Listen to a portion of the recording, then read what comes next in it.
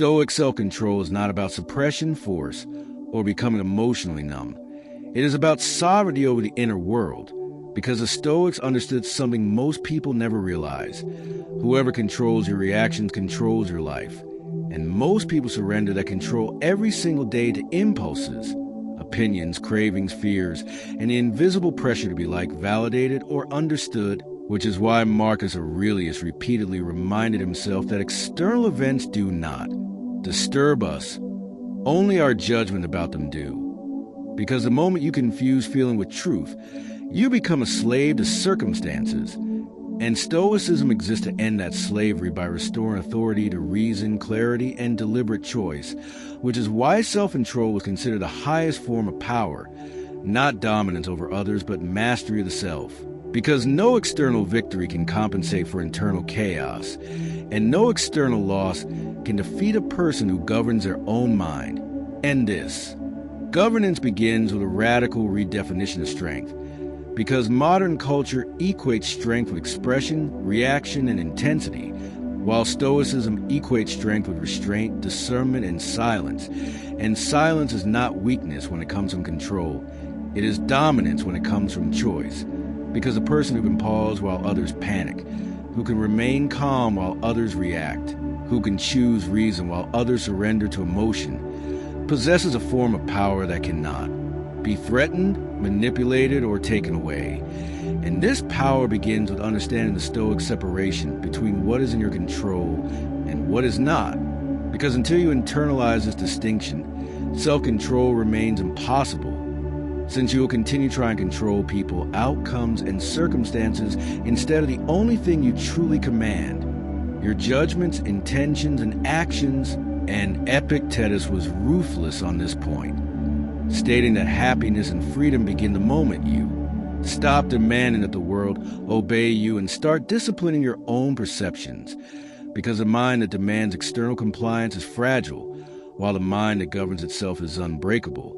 And this is why Stoics trained themselves to intercept impulses before they became actions. Because every action begins as a thought. Every thought begins as an impression. And every impression can be examined, challenged, and reframed before it solidifies into behavior, which is why Stoics practiced constant inner dialogue, not in the modern sense of affirmations, but in the disciplined sense of questioning assumptions. Because when anger arises, the Stoic does not ask how to express it, but whether it deserves consent. When desire arises, the Stoic does not ask how to satisfy it, but whether it aligns with reason. And when fear arises, the Stoic does not ask how to escape it, but whether it is justified. Because fear is often imagination disguised as reality. And once you learn to expose that disguise, fear loses its authority. And this exposure requires slowing down the mental process. Because impulsivity is simply speed without wisdom. And Stoics slow the mind deliberately, using pauses as weapons. Because a pause creates space, and space creates choice, and choice creates control. And without that space, you're not choosing. You are reacting. And reaction is the enemy of self-control, because reaction hands power to whatever stimulus appears, whether it is an insult, temptation, disappointment, or desire for approval. And Stoics train themselves to treat these stimuli as tests rather than commands, because a test can be passed, but command must be obeyed. And this reframing transforms life into training, not punishment, where every inconvenience becomes an opportunity to practice restraint. Every insult becomes an opportunity to practice dignity, and every craving becomes an opportunity to strengthen discipline. Because Stoics did not wait for ideal conditions to build self-control. They build it precisely in discomfort, knowing that comfort weakens restraint while difficulty sharpens it, which is why they practice voluntary discomfort, choosing cold, hunger, simplicity, and restraint even when comfort was available, not because suffering is virtuous, but because dependence on comfort makes self-control fragile, and fragility is dangerous. Because the moment comfort disappears, the undisciplined mind collapses into panic, resentment, or despair, while the disciplined mind adapts calmly, because it has rehearsed adversity in advance. And this rehearsal is not pessimism but preparation, because Stoics were not surprised by hardship. They expected it, and expectation neutralizes shock, and shock is what causes people to lose control, because when reality violates expectation, emotion spikes, judgment collapses, and impulse takes over, which is why Stoics trained expectation to match reality rather than fantasy, reminding themselves daily that people will be selfish, events will be unfair, plans will fail, and bodies will age, because acceptance disarms disappointment, and disappointment is one of the greatest threats to self-control, since disappointed people seek relief, not truth, and relief often comes through indulgence, anger, blame, or escapism, while truth requires restraint, and restraint requires clarity. And clarity begins with a Stoic understanding that emotions are not enemies, but signals. And like any signal, they must be interpreted, not obeyed. Because obeying emotion blindly is like obeying a fire alarm without checking whether there is smoke. And Stoics did not deny emotion. They contextualized it, understanding that emotions arise from judgments, and judgments can be revised, which means emotional control is not about force, but about insight, because once you see how an emotion is generated, it loses its mystery and therefore its power, and this is why Stoics focused relentlessly on reason, not cold logic, but reason as alignment with reality, because reality does not bend to desire, and the mind that accepts this remains stable, while the mind that resists it becomes agitated, resentful, and reactive.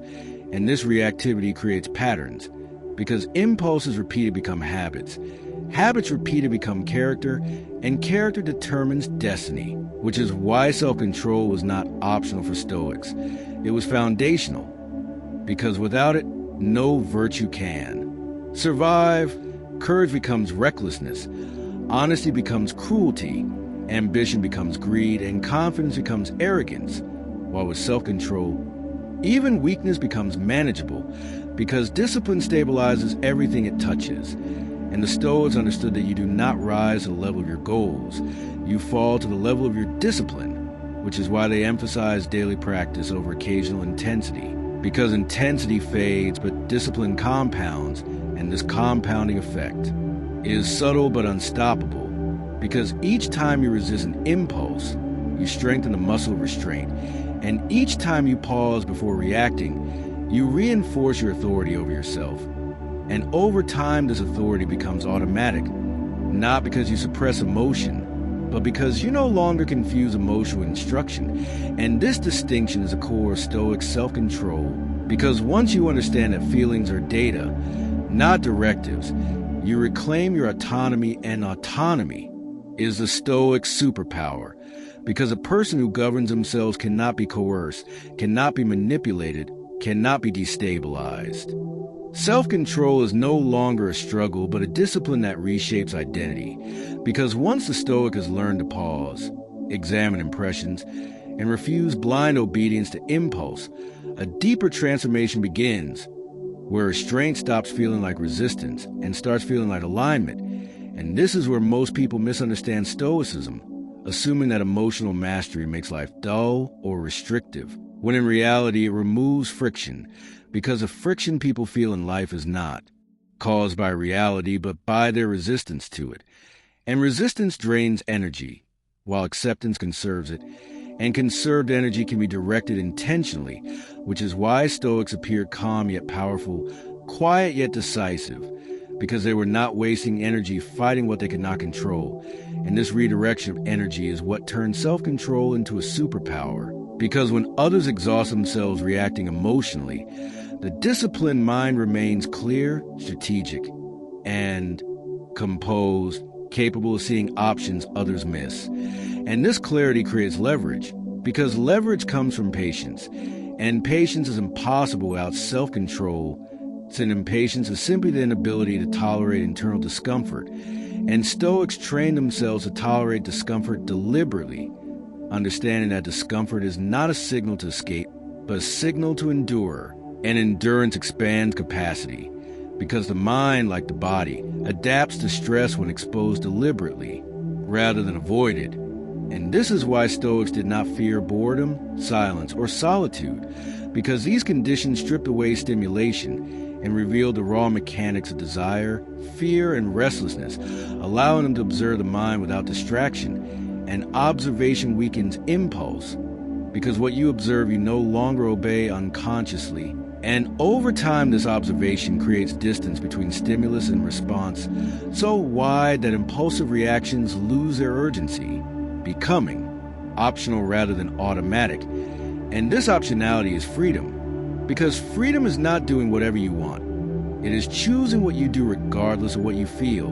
And this choice becomes easier as you repeatedly prove to yourself that feelings pass whether or not you obey them, which is one of the most liberating realizations in Stoic practice.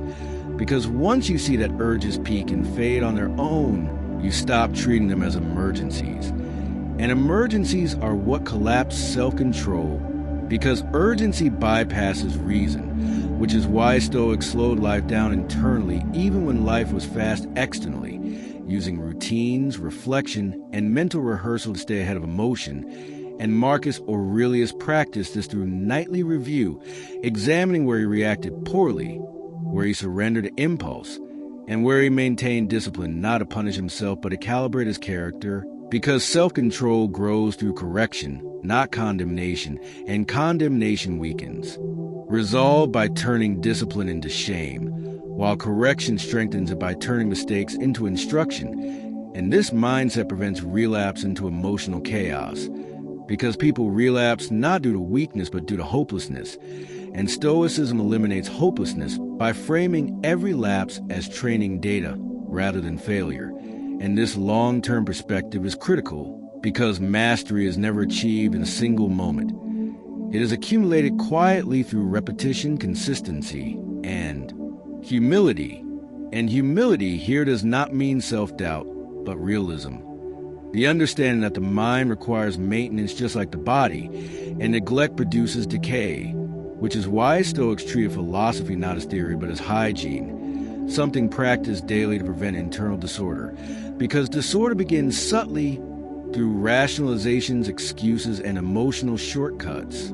And unchecked disorder eventually manifests as anger, addiction, resentment, or dependence on validation, all of which signal loss of self-control. And Stoics address these threats early by questioning desires relentlessly, asking not whether something was pleasurable, but whether it was necessary, not whether it was popular, but whether it was honorable, not whether it felt good now, but whether it would weaken character later. And this future-oriented thinking strengthened restraint by aligning present action with long-term identity, because the Stoic did not ask, what do I want, but who do I choose to become? An identity-based discipline is far stronger than motivation-based discipline, because motivation fluctuates while identity stabilizes.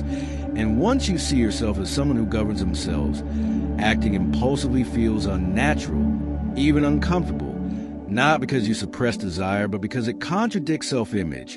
And this is the highest level of self-control, where discipline becomes self-reinforcing. And at this stage, external provocations lose their power.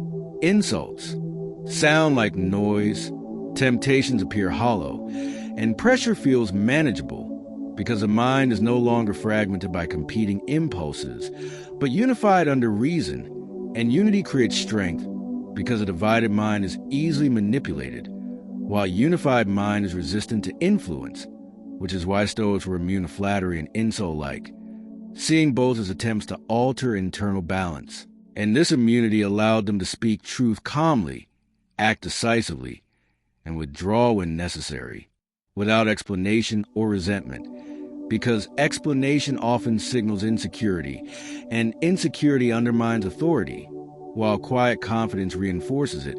And this confidence is not arrogance, because arrogance seeks validation, while Stoic confidence requires none. And this distinction is crucial, because seeking validation reopens a door to emotional dependency, while indifference to validation seals it shut. And once sealed, self-control becomes stable, no longer threatened by social approval, rejection, or comparison, which are the primary triggers of emotional instability in modern life, and Stoics anticipated this centuries ago, warning that comparison corrodes tranquility because comparison shifts focus from self-mastery to external ranking, and ranking fuels envy, anxiety, and resentment, all enemies of self-control, and the Stoic antidote was self-referencing, measuring progress against personal standards rather than social metrics, asking daily whether one acted with integrity, discipline, and courage regardless of outcome, because outcomes are external, while character is internal, and control belongs only to what is internal. And this relentless internal focus creates a form of psychological invulnerability, because while others are destabilized by trends, outrage, and uncertainty, the Stoic remains anchored, guided by principles rather than impulses, and this anchoring allows engagement with the world without absorption into its chaos, enabling one to work, love, lead, and endure without losing composure, because complete self-control does not mean withdrawal from life. It means participation without enslavement, and this is a Stoic superpower in its fullest form, the ability to remain calm in chaos, disciplined in temptation, dignified under insult, focused under pressure, and resilient under loss, not because life becomes easy, but because the mind becomes strong. And strength here is not aggression, but stability, not domination, but mastery, not suppression, but clarity. And once this clarity is established,